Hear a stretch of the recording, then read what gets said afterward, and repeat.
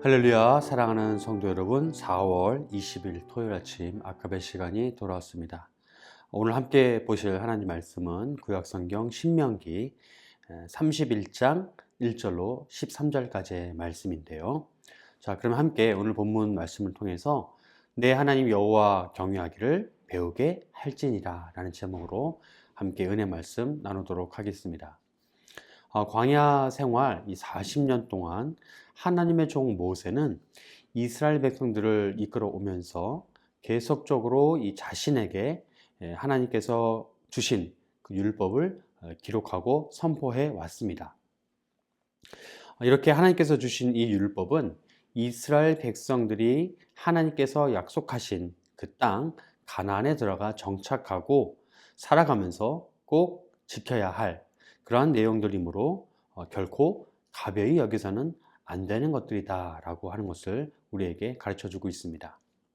그래서 이 모세가 자신의 인생 전부에 걸쳐서 필사적으로 매달린 그 일 중에 하나가 바로 여호와 하나님께서 이스라엘 백성들에게 전하라고 알려주신 율법, 토라라고 하죠.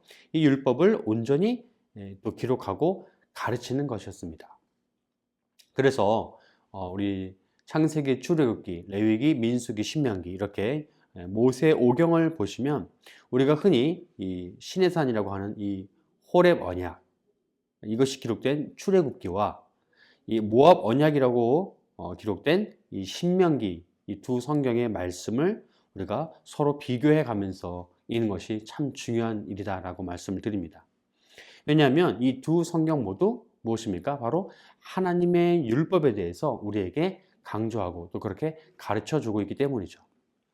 그런데 이제 오늘 본문을 보시면 모세는 자신의 소명, 자신의 그 받은 소명이 이제 막바지에 다다랐음을 이스라엘 백성들에게 설명해 주면서 그렇게 자신의 자리를 후임자에게 또 위임해 주고 그렇게 새로운 지도자와 함께 이스라엘 백성들이 무엇을 중요하게 생각해야 하는지에 대해서 강조해 주고 있습니다.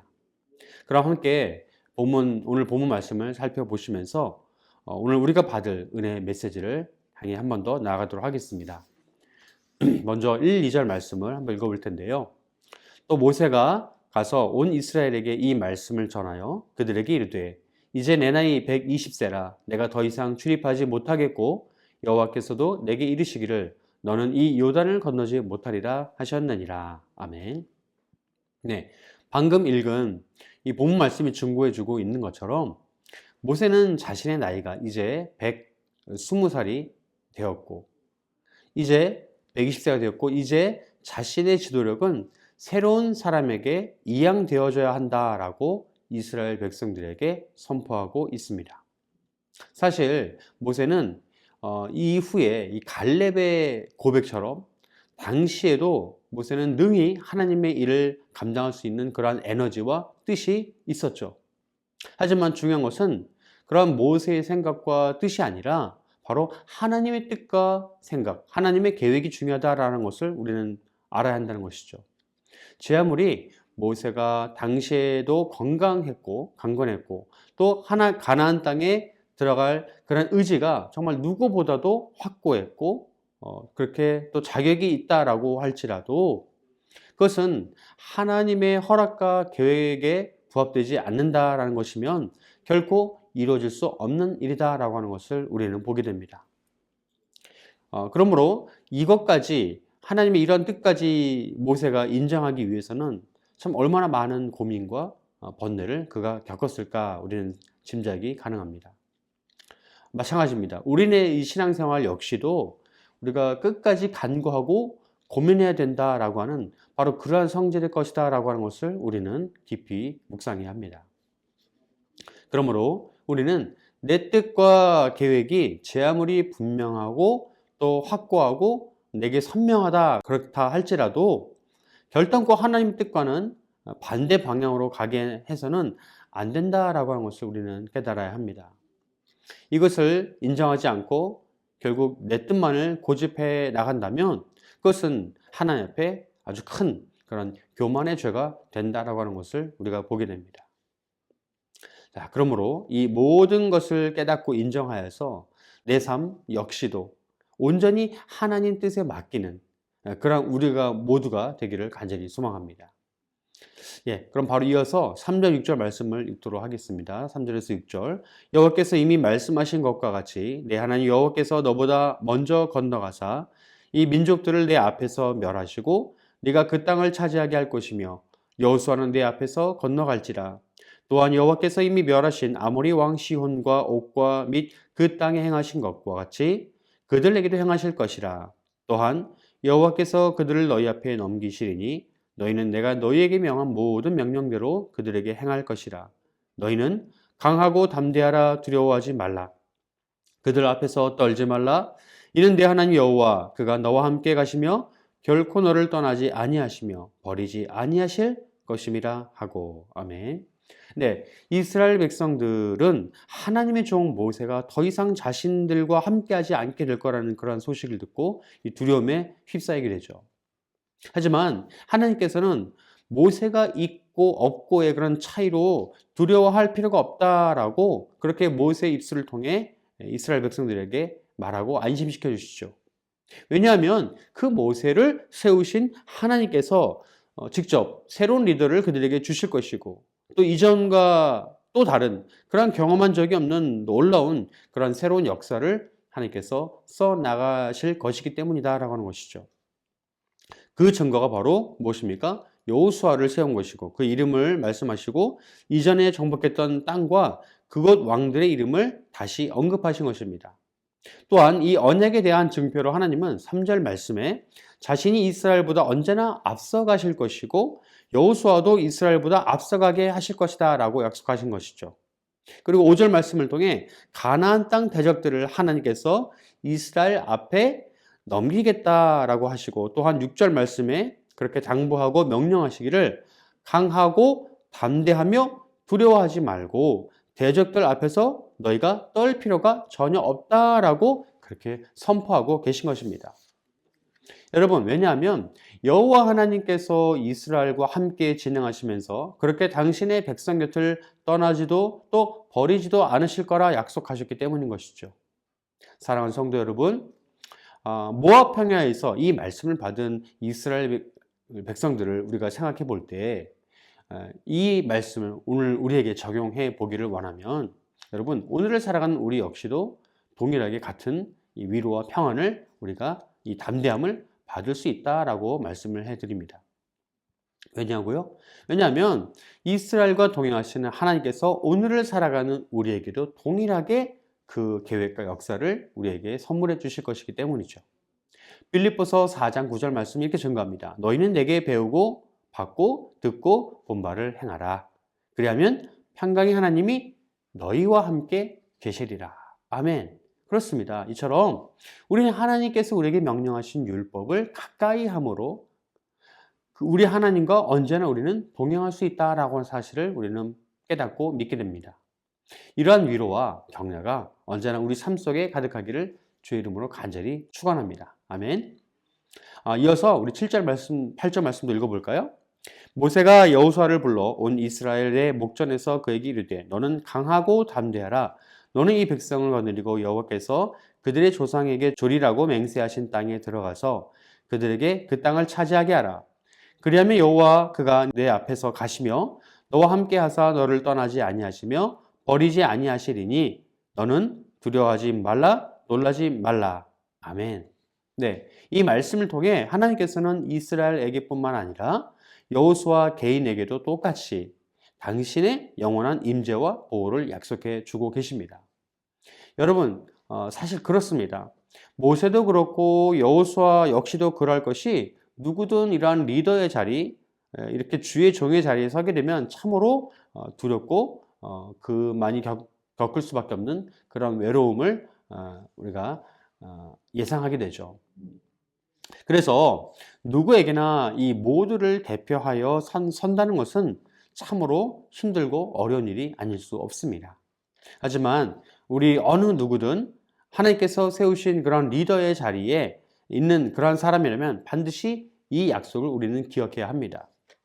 그것이 바로 6절 말씀의 증거와 똑같은 동일한 강하고 담대하라라고 하는 그런 명령과 또 여호와 하나님께서 나와 함께 하실 거다라고 하는 그 약속을 우리는 받았다라고 하는 것이죠. 이처럼 우리 중에 새로운 일과 또한 보이지 않는 그러한 이 불확실한 미래 때문에 두려워하는 분들이 우리 가운데 있다면 꼭 반드시 방금 나눈 이 은혜의 교훈을 우리는 기억하여서 승리의 삶을 이어가야 될 줄로 믿습니다. 아멘. 소망합니다. 네, 그러면 오늘 본문의 두 번째 단락인 이 9절에서 13절까지의 말씀을 또 보시겠습니다. 또 모세가 이 율법을 써서 여호와의 언약궤를 매는 레위 자손 제사장들과 이스라엘 모든 장로에게 주고 모세가 그들에게 명령하여 이르기를 매 7년 끝 해 곧 면제년의 초막절에 온 이스라엘이 내 하나님 여호와 앞 그가 택하신 곳에 모일 때에 이 율법을 낭독하여 온 이스라엘에게 듣게 할지니 곧 백성의 남녀와 어린이와 내 성읍 안에 거류하는 타국인을 모으고 그들에게 듣고 배우고 내 하나님 여호와를 경외하며 이 율법의 모든 말씀을 지켜 행하게 하고 또 너희가 요단을 건너가서 차지할 땅에 거주할 동안에 이 말씀을 알지 못하는 그들의 자녀에게 듣고 또 내 하나님 여호와 경외하기를 배우게 할지니라. 아멘. 네, 이 단락은 하나님께서 모세를 통해 첫 번째 이 새로운 리더 여호수아를 세우시고 또 두 번째 이어서 약속해 주신 가나안 땅에 들어가서 지켜야 할 가장 중요한 규례에 대해 설명해 주고 있는 것입니다. 그것은 바로 이 회중들의 지도자격인 레위 자손 제사장들과 이스라엘의 모든 장로들이 언제요? 매 7년째 되는 그 안식년 곧 면제년의 언제입니까? 초막절에 율법을 낭독해 하라라고 하는 바로 그러한 명령인 것이죠. 이것은 여러분 두 가지의 새로운 의미를 우리에게 전달해 주고 있는데요. 첫째는 이 모세 개인에게 주어진 율법이 이제 이 실천의 의무와 함께 이스라엘 백성들에게 또한 전달되어지도록 하기 위하여서 그들의 리더인 누구입니까? 제사장들과 장로들에게 주어졌다라고 하는 것입니다. 여러분, 우리의 이 기독교 역사 중에 중세 천년의 역사를 암흑기라고 부르는 이유가 무엇이냐면요. 바로 이 성경 말씀에 대한 그 권한을 교황을 비롯한 이 로마 카톨릭 사제들에게 제한하여 권력처럼 그렇게 부렸기 때문인 것이죠. 그래서 중세 성도들은 알아듣지도 또한 쓸 줄도 모르는 라틴어로 된 그런 설교와 성경을 볼 수밖에 없었던 것이죠. 하지만 여러 무명의 개혁가들은 이 성경을 이후에 각 나라의 말과 글로 옮겨서 읽히고 쓰여지게 해 주었습니다. 이것으로 인해 이제 모든 민족에게 제대로 된 이 복음이 전해질 수 있게 되었던 것이죠. 자, 두 번째 의미입니다. 두 번째 의미는 하나님의 말씀이 절기 안에서 정상적인 예전과 규례로 채택되었다라고 하는 것입니다.